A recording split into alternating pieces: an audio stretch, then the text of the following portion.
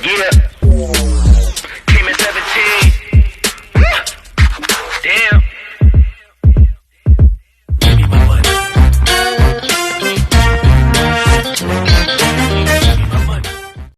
Welcome back po muli dito sa ating Master Likim TV, mga bayang karisa, para po sa ating continuation, ating konting silip at giya. Ngayong araw po ng linggo, race 7 hanggang race number 12 naman tayo, bayang karisa. Dito na, at syempre, di pa na tayo sa ating race number 7 at start na ating third pick 6 event. 1400 yung ating distansya sa itong Yorme Isko Moreno Gumagoso Trophy Race. Meron tayo ditong 8 runners na maglalaban-laban. Dito, first choice ko, bayang karisa, Dihado, numero 7, Bohemian, narerendahan po ngayon ni John Alvin Guse. Last run, Tercera to, may 128.2, umalis ng 7 sa East, out of 9 runs na naglaban-laban. Sa rating base 1621 natin po ng December 7, kung saan ang manalo po doon yung kabayong si Mano Dura. Ay, sorry, Mano Dura tuloy. Mang Nano pala, sorry, namali ako ng sulat na naman talaga. From Joel Ciego, this time ang rerenda po, John Alvin Guse. Para sa ating Dihado, numero 7 si Bohemian. Ano ba yun? Mali-mali tayo ngayon, ha? Pasensya na, bayang kalerista.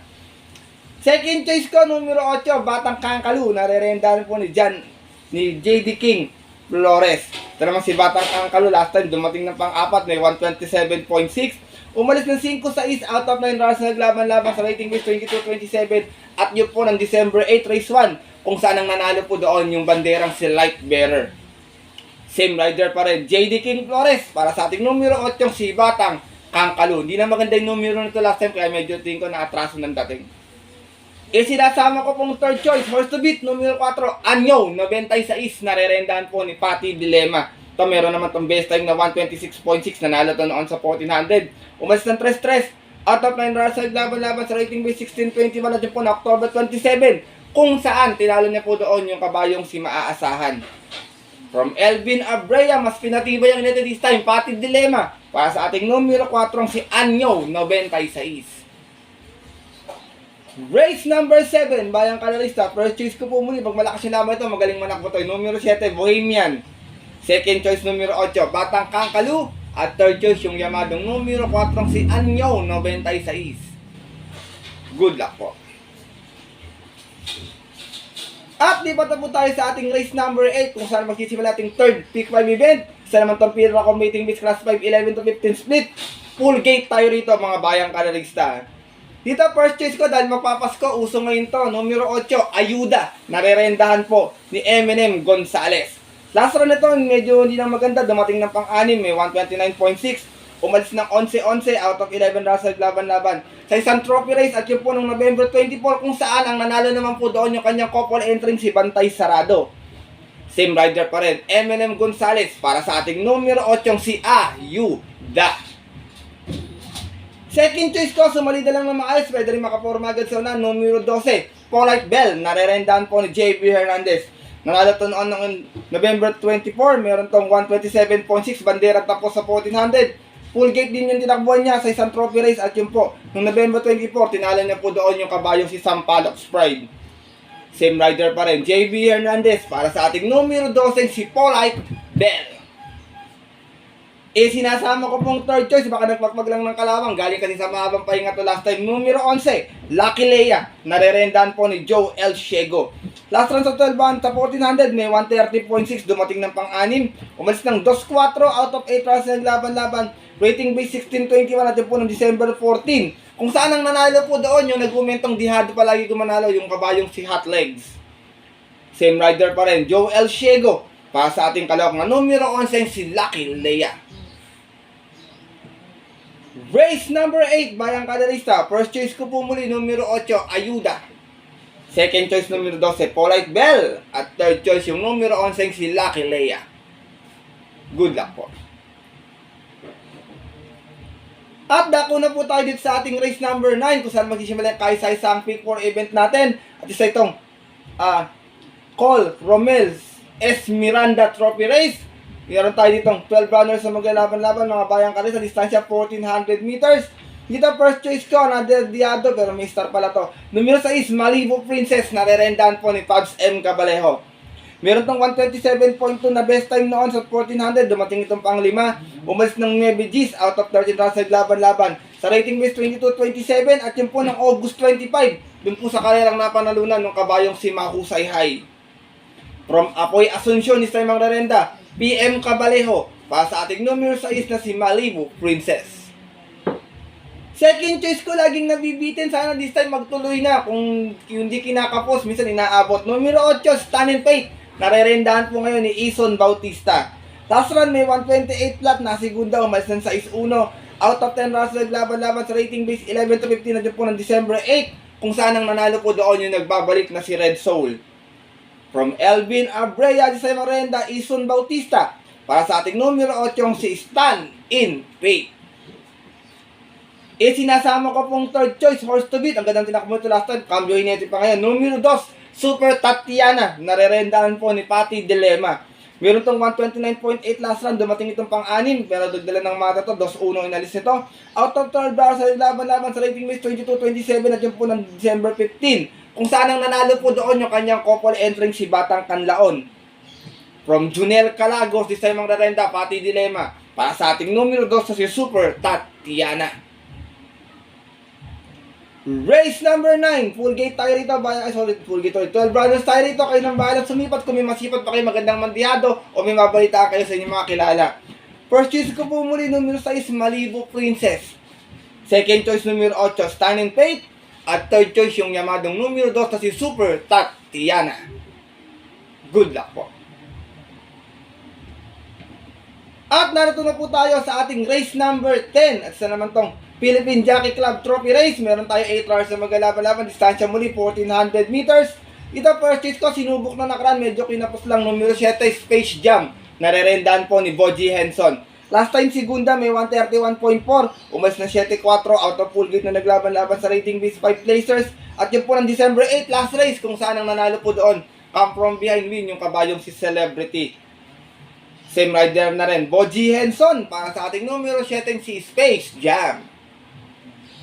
Second choice ko, numero 5, Baywatch, nararendahan po ni CS Para Jr. Ako sa kanyang distansya dito, masama ko pwesto na maaga. Meron naman tong 131 flat sa 1400 kung saan nanalo to noon. Umalis na 4-1.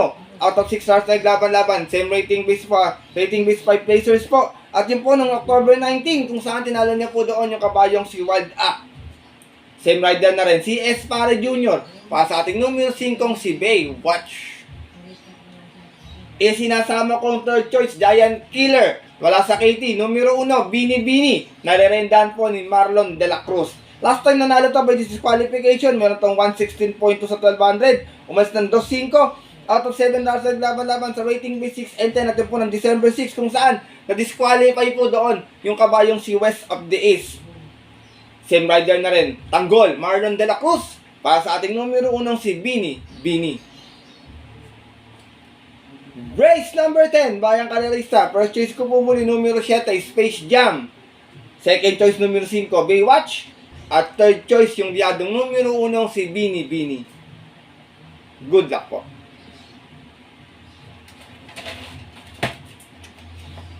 At narito na po tayo sa ating penultimate race ngayong araw po ng linggo, ating race number 11. At isa naman itong MMTCI Rancho Santa Rosa Trophy Race. Meron tayong 6 runners na maglalaban-laban dito, mga bayang karista. Dito first choice ko, numero 1, Vitrius, narerendahan po ni Marlon De La Cruz. Meron to 129.8 sa 1400 na segunda to noon, umalis ng 5-4. Out of 7 rounds na naglaban-laban sa rating base 6 and 10 natin po no October 20, kung saan tinalo po siya doon ng kabayong si Caraga Wonder. From Jerry Shego Jr., this time ang Rarenda, JC De La Cruz, para sa ating numero 1 si Vitrius. Second choice ko, numero 6, Shirin Nagar, narerendahan po ni Boji Henson. Ito naman si Shirin Nagar, nanalo noon, may 130 flat. Umalis po ito ng 4-3 out of 10 rounds sa naglaban-laban sa isang trophy race noong November 24, kung saan tinalo niya po doon yung kabayong si Clairvoyant. Same rider pa rin, Boji Henson, para sa ating numero 6 na si Shirin Nagar. Race number 11, penultimate race ngayong araw ng linggo. Lahat na may panalo, walang pang-iwan, kayo nang bahala magdagdag na lamang bayang karista. Purchase ko po muli, numero 1, maganda yung post position, baka makaporma agad sa unahan, Vitrius. Second choice, numero 6, Shirin Nagar. Good luck po. At narito na tayo sa ating huling karera ngayong araw po ng linggo. Isa itong MMTCI Silver Bullet Trophy Race. Meron tayo ditong 10 runners na maglalaban-laban pero 9 in betting numbers lamang po. Distansya 1400 meters pa rin. Dito po, first choice ko, another long shot of the day. Baka bago matapos yung taon baka makadihado to. Numero 9, Red Robin, narerendahan po ni Boji Henson. Meron tong 118.6 sa 1200 nang dumating itong pang-anim pero sinubukan na, nagdala na ng marcha, 1-1. Out of 6 rounds naglaban-laban sa rating base 11 to 15 na po noong November 20 kung saan ang nanalo po doon yung kabayong si Sky Lover. Same rider na rin, Boji Henson para sa ating long shot ngayong araw ng linggo. Itong numero 9 si Red Robin. Second choice ko, numero 10, Golden 8, narerendahan po ni Kelvin Abobo. Sorry, gamado pala sa akin itong Red Robin. Akala ko long shot, hindi ko napansin Pero long shot ko po siya para niya madiyado. Golden 8 narerendahan po ni Kelvin Abobo. Meron tong 130.2 last time na segundo to sa 5-3 out of 11 rounds naglaban-laban sa isang special race noong November 23 kung saan ang nanalo po doon last race yung kabayong si Mount Ragang. Same rider pa rin, Kelvin Abobo para sa ating numero 10 na si Golden 8. Sinasama ko pong third choice, numero 5 to, pwedeng sunod na, pwedeng pa rin matiin. Keep the Jade, narerendahan po ni Alison Pabilik. Galing ito sa panalo last time sa 1200, may 116.2. Umalis ng 4-5 out of 8 rounds na naglaban-laban sa rating base 5 placers. At yun po noong December 13, kung saan tinalo niya po doon yung dihadong si Little Miss Saturday. Same rider pa rin, Alison Pabilik, para sa ating kalawak na numero 5, si Keep the J. Race number 12, last race ngayong araw po ng linggo. Kung may masipat pa, mabalita pa, maaari magdagdag. Kung wala pa, mamili na lamang mga bayang kalarista. First choice ko po muli, long shot. Sana madiyado nga talaga pero nakaka-80. Numero 9, Red Robin. Second choice, numero 10, Golden 8. At third choice, yung numero 5, si Keep the J. Good luck po. Bayang kalarista at ating mga kayokabs. Natapos na po ito ating dalawang video. Ating konting silip at giya ngayong araw po ng linggo. Na sana po makatulong po sa inyong diskarte at paranaya. Maaari niyo pong sundin yung ating giya kung kursada niyo po. Kung hindi naman po, wala pong problema. Hindi po ako namimilit bayang karerista. Dahil sariling aral ko lamang po ito, kuro-kuro. At opinion po sa karera, syempre pagdating po ng tayan sa takilya, mas marami po sarili niyo pong napupuso at kursunada. And always mga kayokabs, kayo pa rin po yung masusunod. Good luck po muli sa lahat and have a blessed Sunday racing. Alam ko naman po, naunawaan nyo kung bakit ko pinuputol yung video nito kasi para hindi po masyado mahaba yung ating watch hour. Salamat po sa pangunawa at pagsuporta palagi mga bayang Car-Race-Star. Kaya po muli, ako po yung nagpapasalamat sa inyong tiwala, sa pagtutok, pagsubaybay palagi dito sa ating YouTube channel. Makakaasap po kayo ng always time yung mga video about sa karera, mga dapat abangang kabayo, upcoming events lalo na next year, at syempre mga konting silip at giyang diyado na pwede magbigay sa atin ng yummy dividends. Kaya muli, bayang Car-Race-Star ang ating mga kayokabs. Maraming salamat po sa inyong lahat. Ganon din po sa mga nagbigay po para po sa mga alaga ko. Merry Christmas po sa inyo. Maraming salamat po ng sobra. Sana po maganda po yung pasok ng ating 2025 para sa ating lahat mga bayang kalarista. At yun po, ang ganito na lamang po tayo muli. At magkakalasosod ko pang upload na video. Ito po muli ang inyong lingkod, Master Lekim, na always nagsasabi sa inyo at nagpapaalala na ang karera dapat po libangan lamang, dito tsambahan lang at talagang tapat-tapat lang. Minsan swerte, minsan talaga malas. Pero pinibigyan tayo syempre ng nasa taas. Huwag mo ating kalimutan magpasalamat sa Kanya at tumulong sa ating kapwa. Ay sa simpleng pamamaraan lamang. Ika nga, give love on Christmas Day. Share your blessings po. Good luck po muli and happy racing sa mga pumunta po ng mga pabuto nilang off-track betting station. Maagang pumila, tumaya, alauna ating start time ngayong linggo. Stay safe everyone po sa inyo lahat. God bless, bayang kalarista. Lalong-lalo na sa mga solid ditong diadistang mga Cabs.